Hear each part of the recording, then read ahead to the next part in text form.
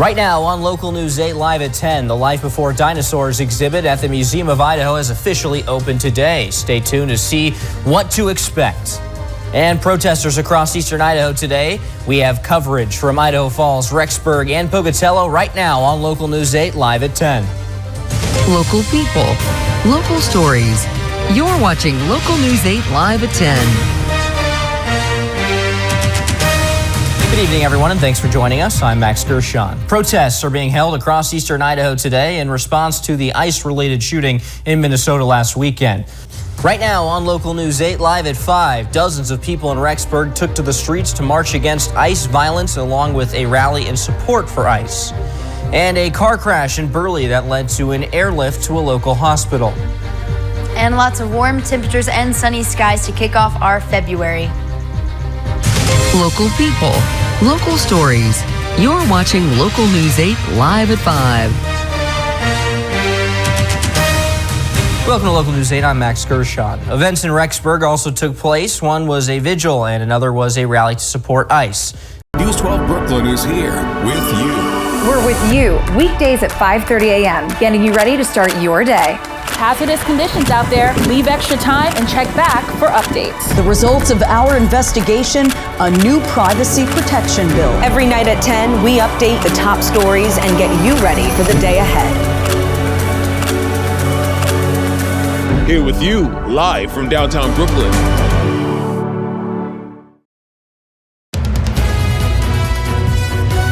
Now, from Western North Carolina's news leader, this is News 13 at 11. Well, it's been a busy weather weekend with the brutal cold now on the tail end of some very heavy snowfall. Thanks for watching News 13 at 11. Our crew sent the Skywatch drone up to get a look at some beautiful snow-covered parts of Western North Carolina as the winter weather sticks around. This is a look at the slushy Cane River in Yancey County. This is ABC Columbia News at 11, at home in the Midlands. Good evening and thanks for joining us after American Idol for ABC Columbia News at 11. I'm Lee Williams. Well, it is a rare occasion that I get to say that most of the Midlands saw several inches of snowfall Saturday night, making for a cold but beautiful first day of February. You're watching WWAY News at 11. Now on WWAY News at 11, as melted snow refreezes tonight, officials are warning drivers about the risk of black ice for morning commuters. Plus, operations at Wilmington International Airport slowly getting back to normal after lots of flights were canceled or delayed due to the winter storm. And we'll take a look at the winter storm through your eyes and the photos you captured of this rare snow event. Thanks for joining us tonight for your News at 11. I'm Jeff Rivenbark. Road conditions remain a significant concern following a historic snowstorm in the Cape Fear last night and this morning. It is our top story at 11 tonight. Officials.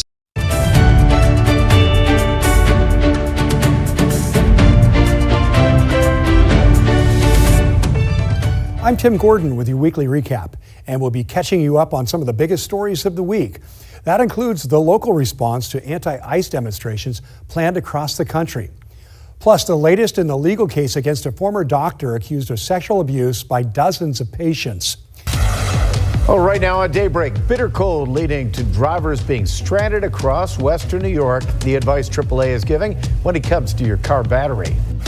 Plus a water main break flooding a Buffalo street and some basements. What we know about repairs happening today. And Joe Brady's staff starts to take shape with more coaches coming on board. Live from 2 on your side.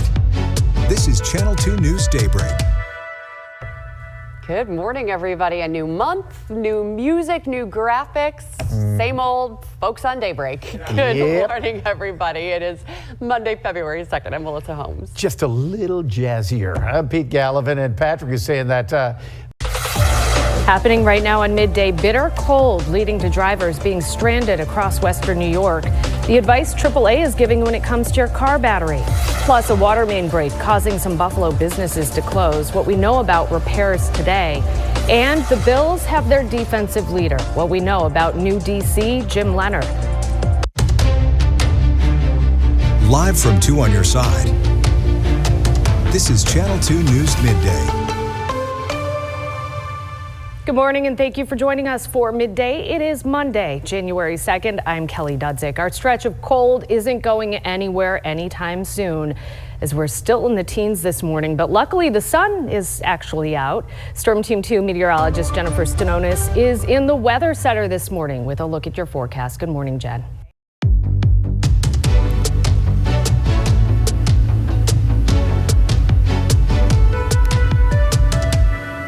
Good morning and thank you for joining us for Wake Up Idaho. It is Tuesday, February 2nd. It's Groundhog Day, and yes, we are going to show you Punxsutawney Phil and whether or not he sees his shadow. We're going to get to that in just a minute, but first, let's talk about your top stories today.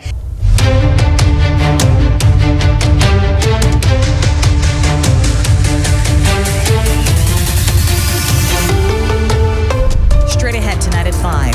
What a new report on domestic violence in Maine can do to keep state laws up to date.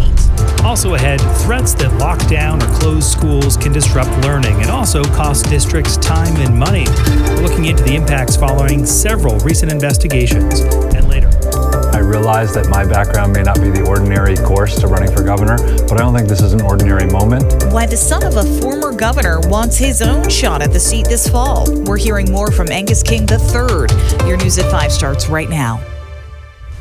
Thanks for being with us here at 5. I'm Amanda Hill. And I'm Brian Nicono. We are enjoying a little bit of a break from... Make the move to Good Morning Jacksonville on First Coast News.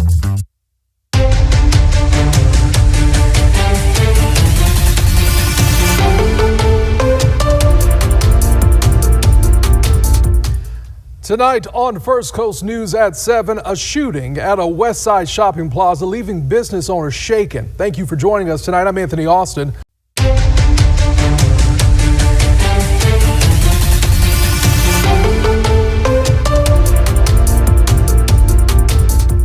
Right now on First Coast News at 11, we have learned the identity of the man at the center of an hours-long standoff in St. Johns County Sunday morning. Thank you for staying up with us. I'm Anthony Austin. I'm Heather Crawford. So authorities say that Robert Spencer barricaded himself inside of a home on Stargaze Lane in the Beacon Lake neighborhood.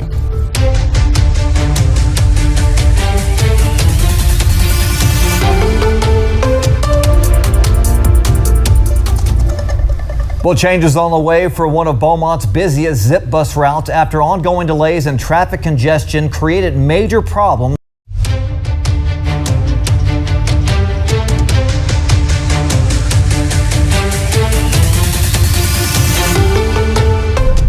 The Fort Hood OBGYN charged with dozens of counts of sexual misconduct is finally responding while he's setting a motion to dismiss the case.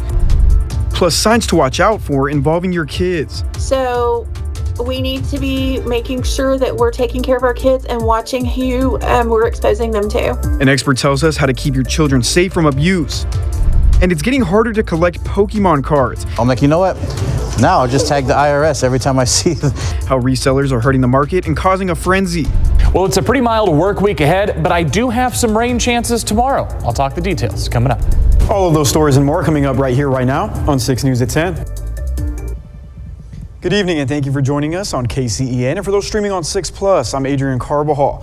Starting off tonight, collecting Pokemon cards has gone from a casual hobby to a high demand market driven by resellers and rising prices. Live from News Channel 8, your News at 5 starts now.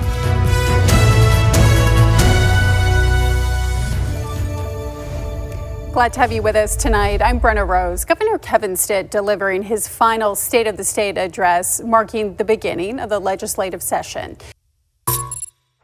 Any kind of information, any detail, anything's going to help. Please, all the community, help us out. Please, I beg you. An urgent search after a Mobile County family upped and vanished. Tonight, a former FBI agent is joining us with insight into this mysterious disappearance. And then a family's fight for justice nearly 6 years after their daughter was killed.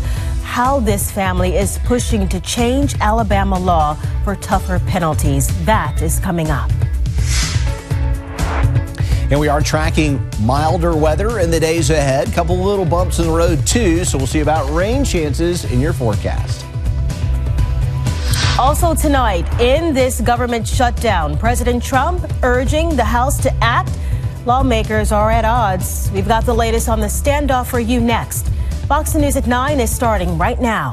First on the Gulf Coast with breaking news and weather. Fox 10 News starts now.